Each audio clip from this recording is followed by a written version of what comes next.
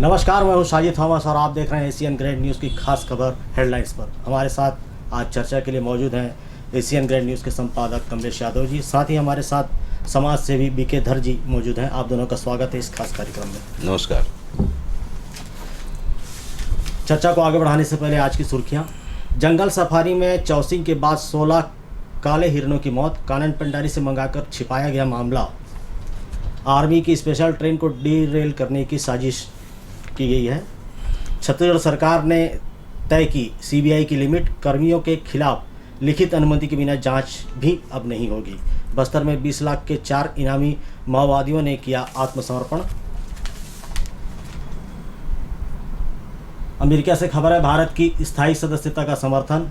पर्यटन से पलायन रुका, झोपड़ी में होम स्टे, युवा बने गाइड, गांव समृद्ध। इसी के साथ कोरबा की खबरों में से रायपुर की एक खबर है, महिला के 2 गर्भाशय रिस्क था, इसलिए बिना चीरा के ही निकाल लिया गया। गर्भाशय को बिना चीरा किए ही। रायपुर की खबर है। कोरबा से कोयला खनन लीज क्षेत्र में 456 हेक्टेयर निस्तार भूमि को लोगों ने बताया गैरकानूनी। कुसमुंडा की खबर है, पुलिया क्षतिग्रस्त, 20 किलोमीटर घूमकर पहुंचते हैं कटघोरा मार्ग। जी बताइए कमलेश यादव जी, जंगल सफारी में चौसिंगा के बाद 16 काले हिरणों की मौत हो गई है। कानन पेंडारी से मंगाकर मामले को छिपाया जा रहा है, ऐसा कहना। देखिए, ये इस तरह का मामला जब वन विभाग का कोई मामला आता है तो स्वाभाविक है कि हमारी दृष्टि उनके ऊपर वक्र हो जाती है, टेढ़ी हो जाती है। कारण है, जंगल में मोर नाचा वाली बात है, किसी ने नहीं देखा। जंगल आना जाना कम लोगों का होता है। जो वहाँ रहने वाले लोग हैं, वनवासी हैं, वो इतने सीधे सरल होते हैं कि उनको इनसे बहुत ज़्यादा लेना देना नहीं होता। हाँ, उनकी आपस में चर्चा ज़रूर होती है और वो चर्चा जब बाहर नहीं निकलती तो मामला वहीं का वहीं दफन हो जाता है। और मुझे लगता है धर साहब कि इस तरह के मामले, इसमें वन विभाग की अपनी जो लापरवाही या नादिरशाही उनकी काम करने का तौर तरीका है, उससे इतर सरकारों को, चाहे राज्य सरकारें हो चाहे केंद्र सरकार हो, और वहाँ स्थानीय लोगों को भी थोड़ा सा गंभीरता से लेना चाहिए। क्योंकि कुछ चीज़ें ऐसी हैं कि जो धीरे धीरे कहा जाता है ना कि डायनासोर लुप्त हो गया, तो इसी तरह से काले हिरण भी लुप्त हो रहे हैं। शेर हमको कहे क्रूनो कहाँ से मंगवाए गए, हाँ, चीते मंगाए गए। तो ये स्थिति न निर्मित हो जाए कि जिनके साथ हमारा आपस का रिश्ता था, जंगली जीवों का और गांव में रहने वालों का, शहरी लोगों का, वो धीरे धीरे एक तरफ ऐसा नहीं हो जाएगा कि वो ख़त्म हो जाएगा और हम ही बचेंगे। देखिए, इसलिए बचाना जरूरी है। बिल्कुल आप सही बोल रहे हैं। इसमें सबसे बड़ी बात क्या है कि मैं हल्का सा घर में पढ़ के आया था, शायद हरी भूमि की न्यूज़ है जी, कि एक तो उसमें कारण दिया गया था कि वो हिरन आपस में लड़ रहे थे, मतलब वो मेल हिरन लड़ते हैं अपने वर्चस्व के लिए जी। और दूसरा उसमें बताया गया टीबी का। तो दोनों में लापरवाही है। अगर वो लड़ रहे हैं आपस में तो कोई ना कोई तरीका बना के उनको अलग किया जा सकता है। ठीक है ना, एक बात। और वो तो अब आजकल तो वो एनिमल प्लेनेट और वाइल्ड लाइफ, क्या मतलब लॉट्स ऑफ ये सब चैनल हैं ज्योग्राफिक में, आपको दिखता है कि वो लड़ते हैं तो वो बहुत कम ही दिखता है कि घायल होके पड़ा हुआ है कोई या मरा हुआ पड़ा है जी। अब दूसरी बात आती टीबी, तो शर्मनाक बात है बहुत। टीबी अगर हो रहा है इसका मतलब उनकी जांच ही नहीं हो रही है जी। वो लोगों को जो दवाई देनी है, जो भी मासिक जांच होती होगी, जो भी पाक्षिक जांच होती होगी, वो जांच नहीं हो रही है, और जो दवाई देनी वो नहीं दे। शुद्ध लापरवाही। आपने सही पकड़ लिया, पहले ही वाक्य में पकड़ लिया आपने। जी जी, इस लापरवाही को दूर करने की आवश्यकता है, नहीं तो फिर वही बात कि ये कहने को जाए कि कभी हमारे यहाँ काले हिरण हुआ करते थे, जिसे डायनासोर के बारे में कहते हैं। जी सर जी। ये धर साहब, ये आर्मी की स्पेशल जो ट्रेन चल रही थी जिसमें उनके आर्मी के सैनिक जवान मौजूद थे, उनके हथियार भी मौजूद थे, उसको डीरेल करने की कोशिश जो है की गई, नाकाम कोशिश की गई। ये तो देखिए, इसमें स्पष्ट है पाकिस्तान से कॉल आई है इनको। जी जी। पाकिस्तान के एक मौलाना ने हिंदुस्तान के लोगों को बोला है, अब किनको बोला है वो तो बोलने की ज़रूरत नहीं है मेरे को, कि आप विध्वंस कीजिए, जिसमें सबसे बड़ी, क्योंकि किसी भी सरकार के लिए, किसी भी पुलिस के लिए, किसी भी समाज के लिए ये संभव नहीं है कि रेल लाइन को हर समय उसके नज़र रखी जाए, नज़र रखी जाए, कहीं भी संभव नहीं है। तो उसको रेल लाइन के ऊपर अब सिलेंडर रखा गया है इसमें, ये तो कोई बोल नहीं सकता गलती होगी। डेटोनेटर रखे थे उस पर, डेटोनेटर भी थे। हाँ, और खतरनाक है वो। ट्रेन आने के 2-3 किलोमीटर पहले ट्रेन पहुंच गई थी जी, और वो अचानक विस्फोट हो गए उसमें, इसलिए बच गए। अच्छा, उनको समझ आ गया डेटोनेटर। वैसे तो ट्रेन का अपना भी एक सिग्नल सिस्टम रहता है, अगर ट्रेन को रुकवाना हो तो वो उस पर डेटोनेटर डाल देते हैं पटरी पे, तो वो ड्राइवर जो है समझ जाता है और वो गाड़ी को रोक देता है। एनीवे, तो ये अच्छा ही हुआ, लेकिन सिलेंडर रखना ही अपने आप में ये सबूत है इस बात का कि कुछ लोग चाहते हैं कि भारत में किसी भी प्रकार से विध्वंस की कार्रवाइयाँ लगातार चलती रहें, लगातार जो है हिंसा होती रहे, लगातार जो है ह्रास होता रहे समाज का और शांति का, और ये इनका फायदा होगा। हालांकि किसी का कोई फायदा नहीं होता, ट्रेन गिरने से किसी का फायदा नहीं होता। अगर चोर डकैत कोई हो,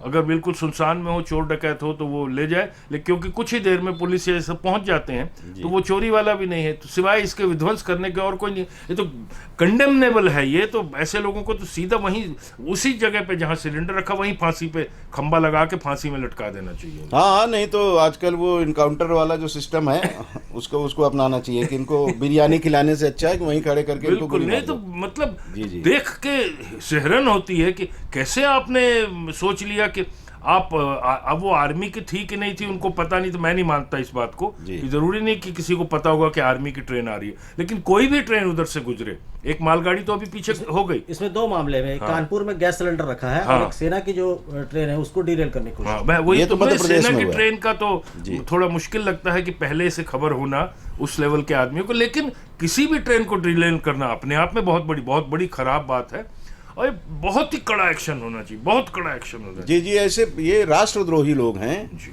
इनको ये नहीं कहा जा सकता कि ये गली मोहल्ले की गुंडई करने वाले लोग हैं। ना, बिल्कुल नहीं है। ये राष्ट्रद्रोही कहीं न कहीं, आपने जो बात कही बिल्कुल सही कि पाकिस्तान के इशारे पर या पाकिस्तान परस्त जो लोग हैं उनकी जो रणनीति होगी, उनकी जो युद्ध नीति होगी, उनका जो षड्यंत्र होगा, उसके तहत ये हुआ है। और ठीक कहा आपने कि इनको बख्शना मतलब सीधा सांप को अपने गले में डालने वाली स्थिति है। बिल्कुल। अब देखिए, ये सारे नहीं होते हैं, लेकिन तो बदनाम पूरी कम्युनिटी होती है। इसमें कोई भी कुछ भी बोले कि वो उसका धर्म नहीं होता, वो सब मैं तो बकवास मानता हूँ उसको।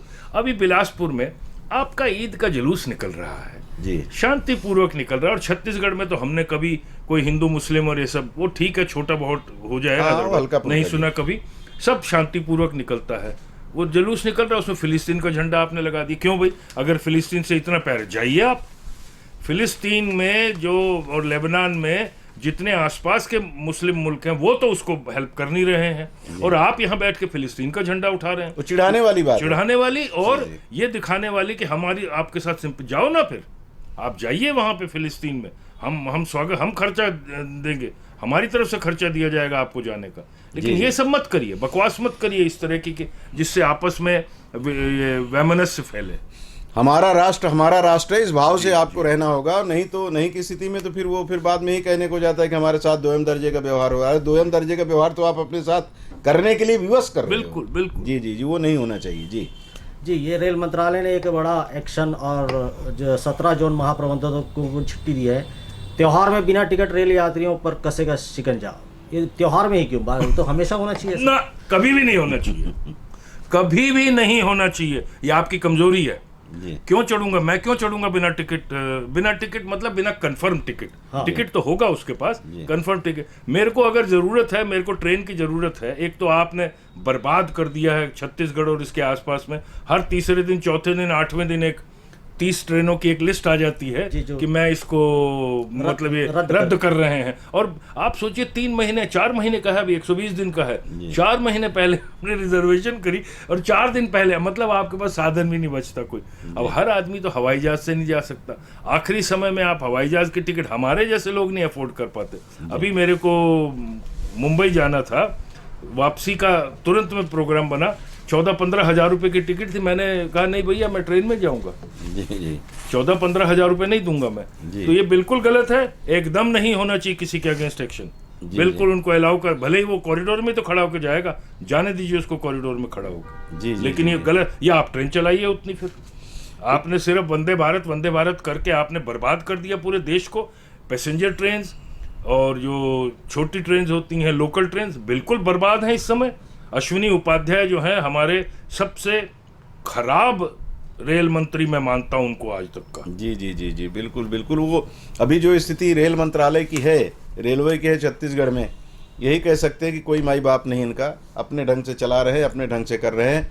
और फिर वही थोड़ा सा पीछे ले जाए कि एक कार्यक्रम हुआ था जिसमें मैं भी शामिल था, बड़े बड़े आप बड़े तो गए थे, हाँ, आपने बहुत, तो, हाँ। जी, जीएम और उन लोगों को जिस तरह से लताड़ लगाई गई थी कोरबा की तरफ से, वो भी बहुत दिन तक याद रखेंगे। लेकिन इतने बेशर्म है कि उनको कोई फर्क नहीं पड़ता। मेरे को जहां तक याद है आपने बोला वहां पे सेवा सत्कार में ज्यादा ध्यान दिया जा रहा था। आप जो बात बोल रहे थे उसमें उतना ध्यान नहीं दिया, सेवा सत्कार पे। हाँ, भजिया खिलाना और सब, हाँ, ये लो ये ले लो ये ले लो, ये खा लो। उनका तरीका है बिल्कुल कारपोरेट जगत में जैसा होता है ना कि दारू की बोतल भी रख दो। हालांकि दारू की बोतल नहीं थी वहाँ, लेकिन खाने पीने की पूरी व्यवस्था करके आप लोगों को बेवकूफ़ बनाने का काम करते हो। सांसदों ने भी उनको अच्छी तड़ी दी। कुल मिलाकर रेलवे इस समय, बिल्कुल सही कहा आपने, कि पूरी तरह से छत्तीसगढ़ में तो बर्बाद कर दिया इन लोगों ने।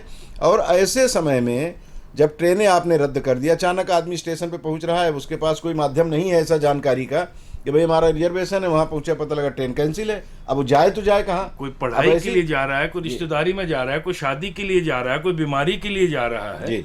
हजार तरीके कारण होते हैं। हाँ, अब आप अपनी गलती को, उसको ठीक न करके, अगर अचानक कोई आदमी बिना टिकट के बैठ गया तो आप उसके खिलाफ जुर्माना करोगे। मैं तो तुम्हारे खिलाफ कौन जुर्माना? मैं तो प्रोटेस्ट करूंगा, मैं वहां लड़ जाऊंगा। अगर मैं सामने रहूंगा मैं लड़ जाऊंगा। और मैं बोल रहा हूं कि जो भी संभ्रांत व्यक्ति हैं वो भी जानबूझ के घुसे रिजर्व कंपार्टमेंट में, सादा टिकट लेके, और लड़ाई करें वहां जाके। मेरे को ट्रेन दो, नहीं तो मेरे को जाना है जरूर। बिल्कुल बिल्कुल, बगावत होनी चाहिए एक तरह से, बगावत सरकार के खिलाफ नहीं, विभाग के खिलाफ, सरकार के खिलाफ। एक बात ये भी कहा जाता है कि जो रेलवे जो चलाते हैं यात्री वाहन, उसका 50% ही टिकट के रूप में आता है, बाकी रेलवे खुद वाहन करता है, ऐसा कुछ बात है। देखिए, वो किसी पे कोई एहसान नहीं है, ठीक है ना। आप बढ़ाइए रेट, बढ़ाइए सुविधाएं, बढ़ाइए एसी। मैं अब आपको, मैं मतलब वो बड़े वाली बात हो जाएगी। मैं एसी फर्स्ट या नहीं मिला तो एसी सेकंड में ट्रेवल करता हूँ।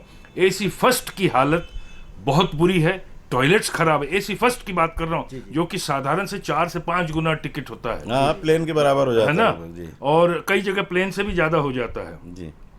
टॉयलेट्स की हालत खराब है, कंबल फटे हुए हैं, सीट फटी हुई, ये जो वो वाइनल होता है वो फटा हुआ है, ये गंदा है जो 2 बर्थ के बीच की जगह है, कोई सर्विस नहीं होती। एक बार तो आप विश्वास नहीं करेंगे, मैं दिल्ली जा रहा था, ठंड का टाइम था, बिल्कुल एसी फर्स्ट में था, सारा रास्ते एक चाय का, क्योंकि आखिरी पड़ता है वो, एक चाय का कोई वेंडर भी नहीं आया, कुछ नहीं, न प्लेटफॉर्म पे मिलता है। तो फिर मैंने टीटी को बोल दिया, अगला स्टेशन शायद ग्वालियर आना था, मैंने कहा अब जो भी स्टेशन आएगा मैं चेन खींचूंगा और खींचे रहूंगा तब तक जब तक मेरे को पूरा नाश्ता और चाय नहीं मिल जाए। तो सिर्फ मेरे लिए, मेरे उस शिकायत पे 1.5 मिनट के लिए मुरैना पे उन्होंने रोकी, 1-2 वेंडर चढ़े, और हमारी ट्रेन में छोटे छोटे बच्चे भी थे, उसी कंपार्टमेंट छोटे छोटे बच्चे भी थे, उनको भी, वो भी रो रहे थे।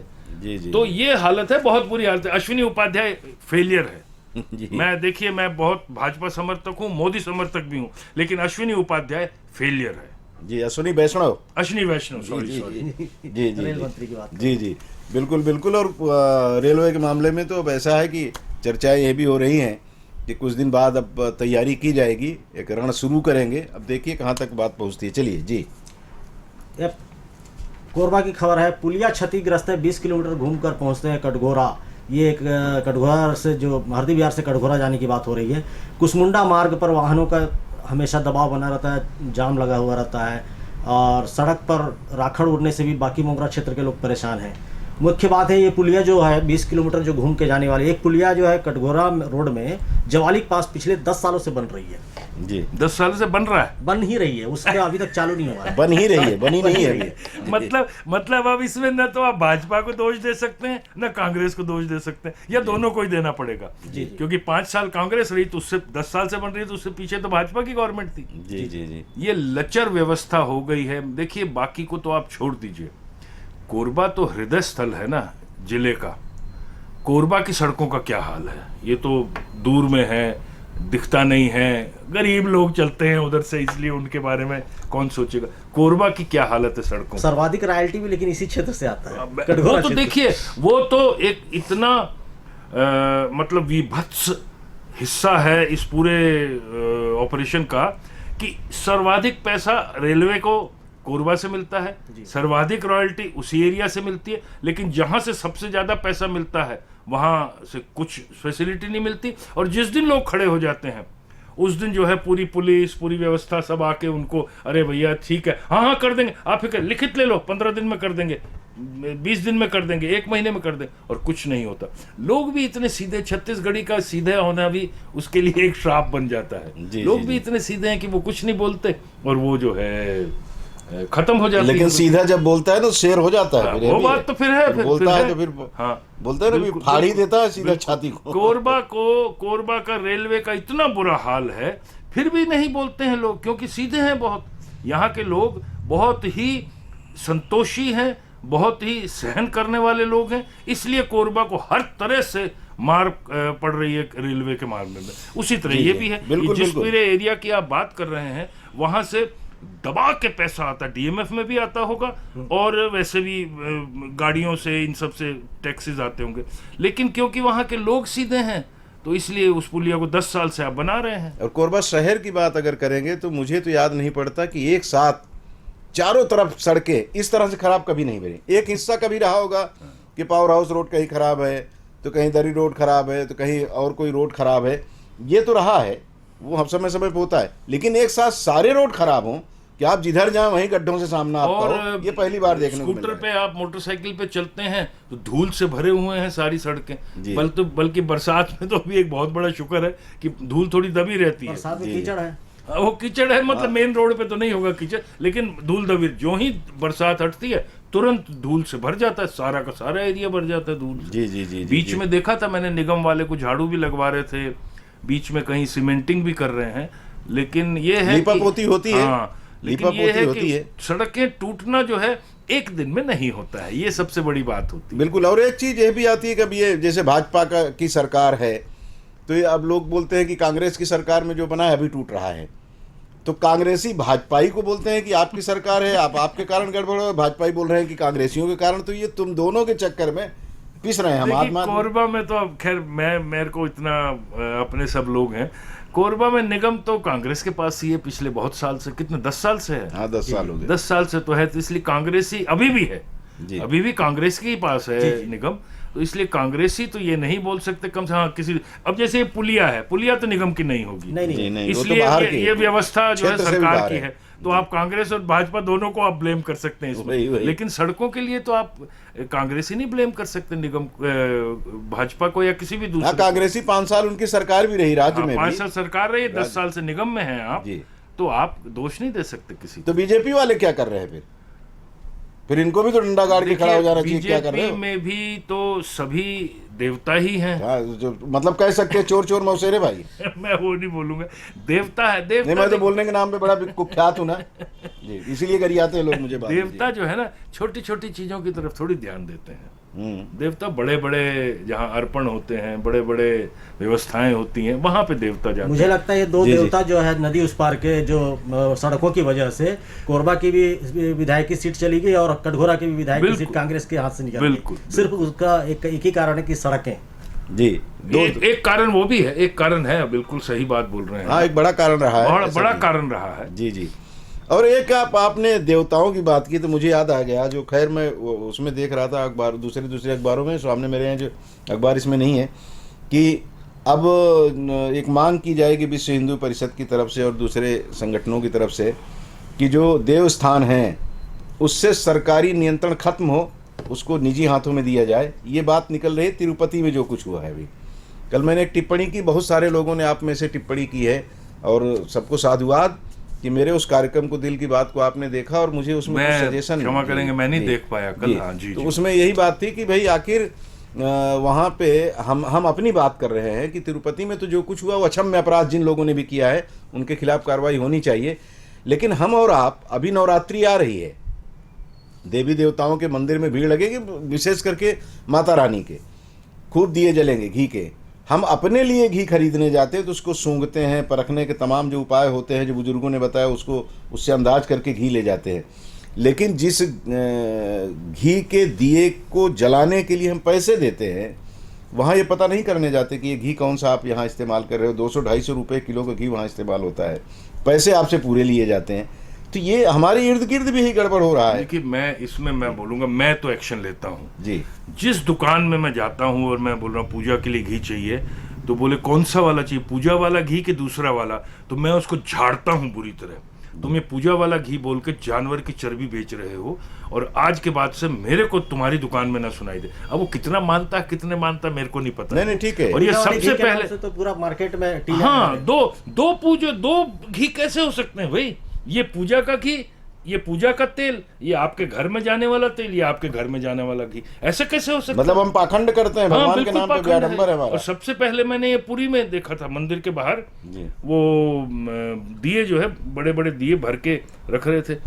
मैं कितने का, अब वो ये बात को हो गए होंगे 15-20 साल, तो 1 रुपये दो, मैंने 1 रुपये 2 रुपये में आप इतना बड़ा दिया कैसे दे रहे हैं घी का? नहीं, ये पूजा का घी है। और मेरे को सच में समझ नहीं, मेरे को नहीं पता था ये बाद में जब मैं यहाँ आके पता किया तब पता चला कि एक पूजा का घी होता है जो कानपुर के चमड़ा उद्योग के साथ में वहाँ डेवलप होता है, और भी जगह होगा, और एक वो है। तो ये लानत है उन हिंदुओं पे, और मैं भर्त्सना करता हूँ इस बात की कि अगर आप पूजा के लिए घी दे रहे हैं, पूजा के लिए वही घी दीजिए जो आप अपने घर में अपने बच्चों के लिए ले जाए। जी। अब उसमें एक चीज़ यही आती है कि आप देवस्थान को अगर निजी हाथों में देने की जो आप मांग कर रहे हैं, तो सरकार में जो लोग होते हैं, उनके जो चमचे बिलचे होते हैं अधिकारी, उनको वहाँ का दायित्व दे दिया जाता है। तो वो कुछ दिन तो रहते हैं, उसके बाद चले जाते हैं, ट्रांसफ़र हो जाता है। तो वो अगर थोड़ा बहुत गड़बड़ कर सकते हैं, तो यहाँ जब व्यापारी वर्ग का, व्यापारी मतलब किसी जाति से मतलब नहीं है, जो पैसा कमाने के लिए ही सारा काम करता है, वो अगर किसी मंदिर की व्यवस्था में लग जाएगा तो और सत्यानाश कर देगा। देखिए, मैं आपको एक बात बताता हूँ कि वैष्णो देवी में मैं आज से करीब 50 साल पहले, 50 नहीं और ज़्यादा, 55 साल पहले गया था। कोई भी सुविधा नहीं थी, एक धेले की सुविधा नहीं थी कहीं पे, और करोड़ों रुपए की आमदनी थी 50-55 साल पहले भी, ठीक है ना। फिर मैं गया करीब आज से 30 साल पहले जी। पूरी व्यवस्था बदल गई थी जब गवर्नमेंट ने टेक ओवर कर लिया था। सब जगह श्राइन बोर्ड बना के सड़कें बन गई थी, दुकानें खुल गई थी, पानी की व्यवस्था थी, बैठने की व्यवस्था थी, अस्पताल की व्यवस्था थी, प्रसाद के लिए अलग व्यवस्था थी, ये मरीजों के लिए अलग व्यवस्था थी, बच्चों के लिए अलग व्यवस्था थी। तो वो एक अच्छा, लेकिन वहाँ देवस्थानम में वहाँ हो गया कि वो ईसाई मुख्यमंत्री था, उसने ईसाई ही को, जो सब बताया जा रहा है, ईसाई को ही क्यों बनाया भाई आपने, ईसाई को वहाँ का हेड, आप एक हिंदू को बनाया? क्या किसी चर्च में आप एक्सेप्ट करेंगे किसी हिंदू को हेड बनना? नहीं करेंगे आप, ठीक है ना। या किसी मस्जिद में आप किसी हिंदू को एक्सेप्ट करेंगे आप? ममता बनर्जी ने बनाया ना वहाँ पे बंगाल में मुसलमानों को मंदिर का हेड, ठीक है। तो आप एक अच्छे सच्चे हिंदू, जो कि कम से कम दिखता हो सच्चा हिंदू, उसको आप इंचार्ज बनाइए। रहने दीजिए गवर्नमेंट का कंट्रोल हमको, क्योंकि मैं इतना बता रहा हूं आपको, सर्वमंगला मंदिर में देख लीजिए क्या जी भयंकर चढ़ावा आता है, भयंकर। और क्या कहाँ दिखता है? कुछ नहीं है, एक धेले का नहीं है। उससे जुड़े हुए लोग ऐश कर रहे हैं, बस उनको यही फायदा है। वहाँ बता रहे हैं गाड़ियां चल रही हैं, ये सब चल रहा है, किसका ठीक है, किसी की उन्नति से मेरे को फर्क नहीं पड़ता है, लेकिन जो आ रहा है उसका 10% तो खर्च कर दो। कम 10% से ज्यादा जरूरत नहीं है जी, 10% तो खर्च कर दो आप उसमें, व्यवस्था के लिए, सुविधाओं के लिए। कुछ नहीं है, एक वो जो हैंडपंप है उसके अलावा वहाँ कुछ नहीं है। पानी, अब ये शीशे जो हैं वो टूटे हुए थे, पता नहीं, मैं तो बहुत समय से नहीं गया, वो भी लोग लगवा देते हैं, भक्त लगवा देते हैं, वो भी टूटे हुए थे। कितनी खराब है, मंदिर के अंदर खंडित व्यवस्था कोई एक्सेप्ट की जाती है कि नहीं? तो ये मैं तो इसमें नहीं मानता गलत, लेकिन जो आदमी को आप ऊपर बिठा रहे हैं वो उसके जानकार होना चाहिए। बिल्कुल बिल्कुल, निजी हाथों में जाने से ये सब गड़बड़ियाँ होती हैं। लेकिन साथ में अब दूसरा पक्ष ये भी है कि दूसरे समाज का, जो चाहे चर्च हो चाहे मस्जिद हो, उसमें ये कहा जाता है कि भाई वो निजी हाथ में नहीं तो इनको क्यों निजी, उसके सोसाइटी, हाँ, उसका ट्रस्ट नहीं है, तो वहाँ क्या गड़बड़ नहीं होती है? मस्जिद और चर्च में और गुरुद्वारे में गड़बड़ नहीं होती? सब जगह होती है, सब जगह लोग हैं। हालांकि गुरुद्वारे में तो कंपैरेटिवली कम होती है, क्योंकि गुरुद्वारे की सेवाएं लगातार चलती हैं जी, लगातार आपको दिखती हैं उनकी सेवाएं, तो इसलिए वहां अगर कुछ होता भी होगा तो कम। लेकिन मस्जिद में कोई सेवा नहीं दिखती, चर्च की कोई सेवा नहीं दिखती, और मंदिर की भी नहीं सेवा दिखती आजकल, तो वो भी नहीं दिखती है। जो भी कोई सेवा करता है वो व्यक्तिगत सेवाएं होती हैं, तो सब जगह चोरी तो हो रही है। कुल मिलाकर धर्म के नाम पर जो दुकानदारी चल रही है वो सब जगह है, कहीं कम कहीं ज्यादा। तो इस पे नियंत्रण हो, व्यवस्था ठीक हो, इसके लिए ज़रूरी है। जैसे धर साहब ने कहा कि मैं खिलाफत करता हूँ, मैं वहाँ जा कर के विरोध कर देता हूँ कि ये दोनों अलग अलग क्यों, तो आप भी दिए जलवा रहे हैं, तो मैं भी तो उसी में शामिल हूँ। धर साहब की तरह मैं भी थोड़ा अक्कड़ हूँ। मैं एक जगह दिए जलवाने की बात मैं बोला, अगर ओरिजिनल घी नहीं आया तो तुम लोगों को जूते मारूंगा। बिल्कुल ठीक, और नहीं तो फिर आप तेल हाँ, के दिए जलाओ, कोई जरूरत नहीं है। बिल्कुल ठीक। तो भगवान के नाम पे हमारी श्रद्धा के साथ जो मजाक किया जाता है, वो मजाक ईश्वर के लिए बंद कर दिया जाए तो ज़्यादा बेहतर। और कोरबा में जो आपने सर्वमंगला की बात कही या भवानी मंदिर, बहुत सारे मंदिरों में जलते हैं दिए। सबसे आग्रह है कि हमारी भावनाओं के साथ खिलवाड़ न करें। अगर नहीं हो सकता तो आप उसका रेट बढ़ा दें। अगर आपको लगता है ओरिजिनल घी अगर लगाएंगे तो 1700, 1800, 2000 में नहीं होगा, तो आप रेट बढ़ा दो। जिसको जलाना होगा उसको जलाएगा, नहीं तो तेल का दिया जलाएगा। तो आप भावनाओं के साथ खेल न करें, ज़्यादा अच्छा है। नहीं तो किसी दिन कोई हम लोगों जैसे सिरफिरा मिल जाएगा, पीट पिटा देगा, तो एक नया केस भी बन जाएगा, फिर एक चर्चा हो जाएगी, मंदिर में मारपीट होगी। देखिए हम लोग क्या हो जाता है, पाखंड में आ जाते हैं जी, कि कोई अगर किसी क्रिश्चियन ने या किसी मुसलमान ने कुछ हमारे बारे में बोल दिया तो उछलने लग जाते हैं। हम खुद क्या करते हैं जी, ठीक है ना, हम खुद क्या करें, वही सब धर्मों का है, सब ऐसा नहीं है, सब धर्मों का वही है कि जरा सा किसी ने कुछ बोल दिया तुरंत, मतलब दूसरे धर्म वाले ने, तो तुरंत हम लोग उछलने लग जाते हैं। लेकिन खुद क्या करते हैं, अपने को देखिए, अपने आप को देखिए, अपने। हाँ, सेवा के मामले में इसमें कोई शक की बात नहीं है कि बहुत आगे हैं सनातनी, इसमें भी कोई शक की बात नहीं। वो हमने कोरोना में देखा है जी। कोरोना में जितना सेवा कोरबा में, मैं बाकी की नहीं बात करता, जितना सेवा सनातनियों ने की किसी और ने नहीं की। अगर किसी ने करी भी तो अपने समाज के लिए या अपने कुछ लोगों के लिए, कुछ दायरे में किए, हाँ, विस्तारित लेकिन सेवा जो निस्वार्थ सेवा केवल सनातनियों ने की, वही सेवा को बढ़ाए रखिए और अपने आप को पाखंड से थोड़ा सा बाहर निकलिए। जी, साथ ही जो घी के दिए जलाते हैं वो जाके चेक भी करें। हाँ, बिल्कुल करना नहीं, चाहिए, जाना ही नहीं है। मैं कह रहा हूँ आप उसका रेट घटा दीजिए, बोलिए 10 लोगों का एक वो बत्ती डलेगी 10 के, और कम रहेगा रेट, लेकिन जलेगा शुद्ध घी, तेल भी और घी भी, दोनों। तेल में भी मिलावट रहती है, उसमें भी तेल भी पूजा का तेल। क्या होता है पूजा का तेल भाई? मिलावट करने वाले तो ऐसे है कि अपने बाप को मिला के पैदा कर देंगे वो। मतलब उनकी कोई जाति नहीं, उनका कोई धर्म नहीं है, उनका सिर्फ एक ही काम है कि कैसे भी हो मेरी जो अर्थ पिपासा है वो कैसे शांत होगी, उसी के लिए वो काम करते हैं। और वो करते रहेंगे तब तक जब तक हम और आप जागृत नहीं होंगे, हम और आप उसका विरोध करना शुरू सब धर्म वालों से मेरी यही रिक्वेस्ट है कि आप करिए, खूब सेवा करिए, खूब अपने धर्म के लिए पैसे जुटाइए और उससे सेवा करिए, लेकिन पाखंड को हटा के करिए। जी जी, बिल्कुल बिल्कुल। अगली खबर पर साजी आप जाएं, उसके पहले एक बात जरूर कहूँगा। अभी पितृपक्ष चल रहा है। अब आप कल्पना करिए कि भारत में करोड़ों करोड़ लोग हैं जो पितृपक्ष के समय में घर में आराधना करते हैं मतलब पितरों के लिए, या वो गया जी जाएंगे और भी जो उनके पूजा स्थल होते हैं वहाँ जा कर के वो आराधना करते हैं कि प्रभु हमारे पितर जो हमें छोड़कर इस दुनिया से चले गए हैं उनको मोक्ष की प्राप्ति हो, इस तरह की कामना करते हैं।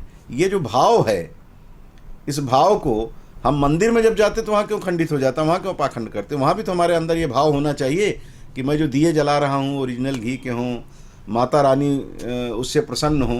तो ये जो आडंबर करते हैं, इस आडंबर में थोड़ा सा अगर और सक्रिय हो जाए तो मुझे लगता है कि जो नौटंकी करने गलत हो रहा है अपने आप, हम अगर रोक देंगे ना, अपने आप रुक जाएगा। बिल्कुल, अगर मैं खरीदूंगा ही नहीं तो कौन बेच ही नहीं सकेगा कोई, फिर भक्तों को ही जागृत होना पड़ेगा। जी जी, बिल्कुल जी। अगला खबर है, कोयला खदान लीज क्षेत्र में 456 हेक्टेयर विस्तार भूमि को लेकर लोगों ने बताया गैरकानूनी।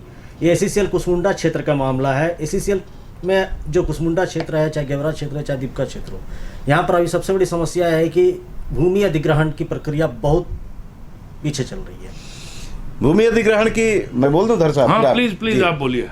इस भू विस्थापन के मामले को लेकर के तो मुझे लगता है कि जब से एनसीडीसी या उसके पहले जो निजी हाथों में कोयला खदानें हुआ करती थी 71 में, इसका 72 में निजीकरण हुआ था, सरकारीकरण हुआ था, इंदिरा गांधी जी ने किया था, तब से ये विवाद चल रहा है।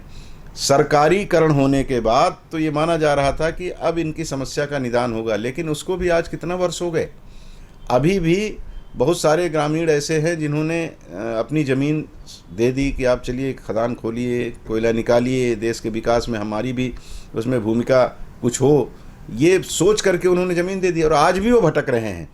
तो ये इस मामले में तो मुझे लगता है कि कोल इंडिया की उनके अधिकारियों की ये नादिर शाही है।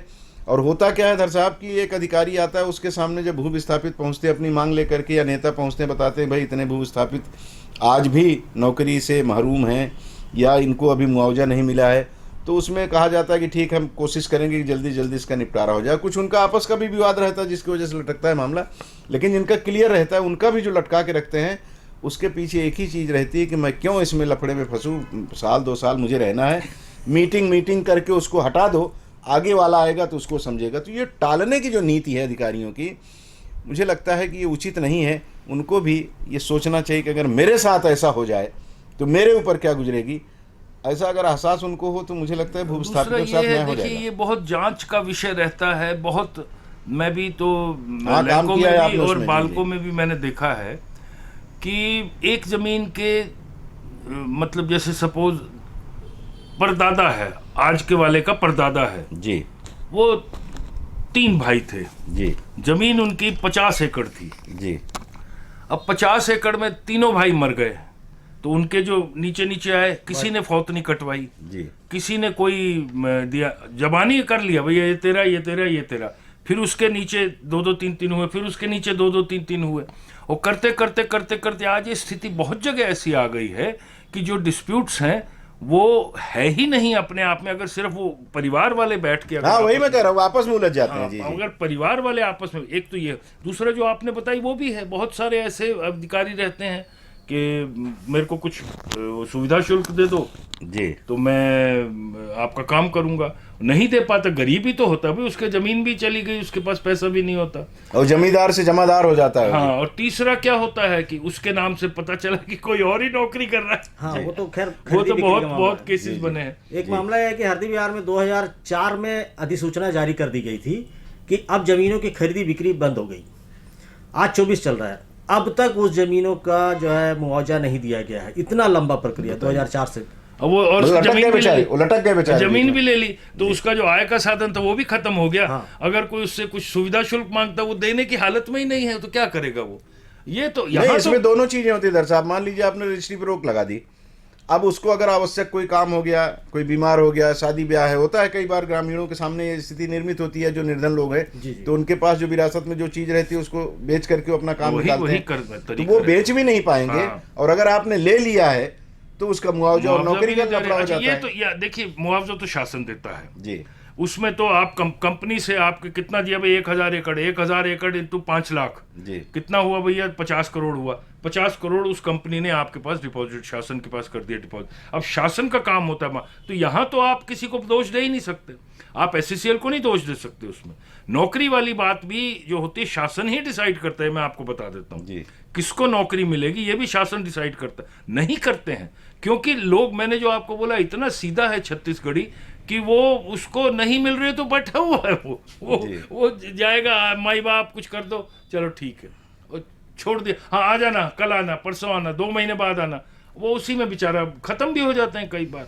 अच्छा, इसमें एक गड़बड़ी ये भी है कि भू अधिग्रहण नीति भी केंद्र सरकार की अलग है, राज्य सरकारें अपनी अपनी बना लेती हैं, तो उसमें भी कई बार वो जो कुछ किंतु परंतु लेकिन की जो गुंजाइश बन जाती है, उसके चक्कर में भू विस्थापित बेचारा इंडिया रगड़ते रगड़ते वही मार खाता है। क्योंकि मेरी नौकरी तो चल रही है और मेरी खदान भी चल रही है, मेरा जो कोर काम है वो भी चल रहा है, वो तो भूखा तो वो मर रहा है। जी जी जी। लेकिन इन 20 वर्षों में क्या होता है कि जैसे ही अधिग्रहण या खदान पास आने लगता है तो वहाँ पर जो मुआवजा का रेट रहता है, जो वहाँ पर इतने मकाने बना दिए जाते हैं कि छोटे छोटे झोपड़ी में मकान बना के ऊपर में शीट डाल दिए, लेंटर डाल दिए, तो उसका मुआवजा जो है 10 गुना बढ़ जा रहा है।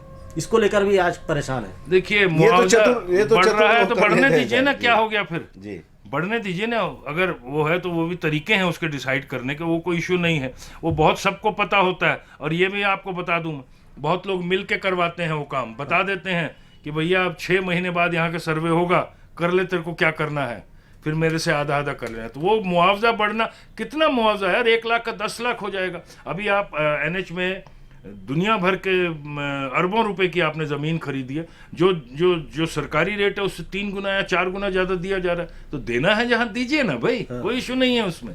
और ये सब मिली भगत रहती है, लेकिन ये है कि मरता वही है जिसकी जमीन होती है। गरीब आदमी वो सीधा साधा आदमी तो बेचारा खाने की व्यवस्था उसके पास नहीं, वो कहाँ उस पे झोपड़ी पे महल बनाएगा। जो लोग बाहर के खरीदे रहते हैं ना, वो लोग अपना व्यवस्था कर लेते हैं कि भाई हमको बढ़िया मुआवजा मिल जाएगा।